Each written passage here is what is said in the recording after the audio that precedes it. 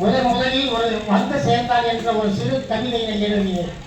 அதைத் தொடர்ந்து 71 திருவள்ளூர் மணவாள நகரில் இந்திய தமிழ் கவிஞர் மன்றம் என்கிற ஒரு அமைப்பின் மூலம் ஆனந்தூர் மோகனரங்கன் அவர்களுடைய தலைமையிலே பொங்கல் விழா கவியரங்கம் கரும்பு என்ற தலைப்பிலே நான் கவிதை பாடியதற்கு ஆனந்தூர் மோகனரங்கம் அவர்கள் எனக்கு இளங்கவி என்கிற பட்டத்தை முதலில் அவர்தான் கொடுத்தார்.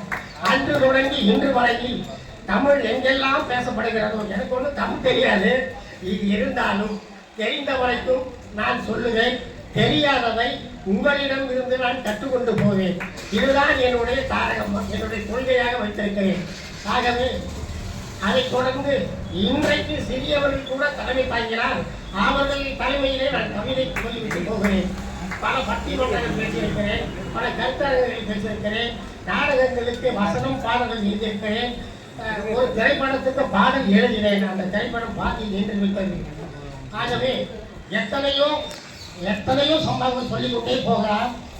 இந்த தமிழ்நாட்டில் மட்டும் நான் கவிதை படிக்கவில்லை, அடுத்த மாநிலங்களிலும் நான் கவிதை படித்திருக்கிறேன். டெல்லி ரயில் பவனில், ராஜஸ்தான் ஜெய்ப்பூரில், மும்பையில், திருவனந்தபுரத்தில், ஹைதராபாத்தில்.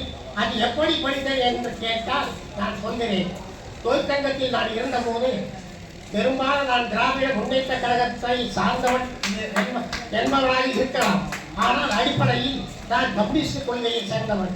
என்னுடைய கவிதைகள் எல்லாம் அந்த கம்யூனிஸ்ட் கொள்கையை அடிப்படையாக வைத்துதான் இருக்கும். அப்போதெல்லாம் வறுமை, ஏழ்மை, பெண்ணடிமை, இல்லாமை, தொழிலாளர், அரசாங்கம் என்ன செய்கிறது, வேலையில்லா திண்டாட்டம், அரசாங்கம் என்ன தவறு செய்கிறது என்பதையெல்லாம் சுட்டி காட்டிதான் அந்த தொழிற்சங்கத்திலே இருக்கிற போது நான் கவிதைகளை படிப்பேன்.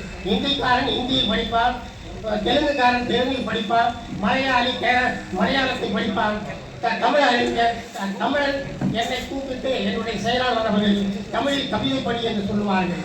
ஆகவே நான் 15 வயதிலிருந்து தொடர்ந்து என்னுடைய கவிதைகளை படித்துக் கொண்டு வருகிறேன். இதுதான் உண்மை. நான் இதுவரைக்கும் அதிகம் புத்தகம் எழுதவில்லை.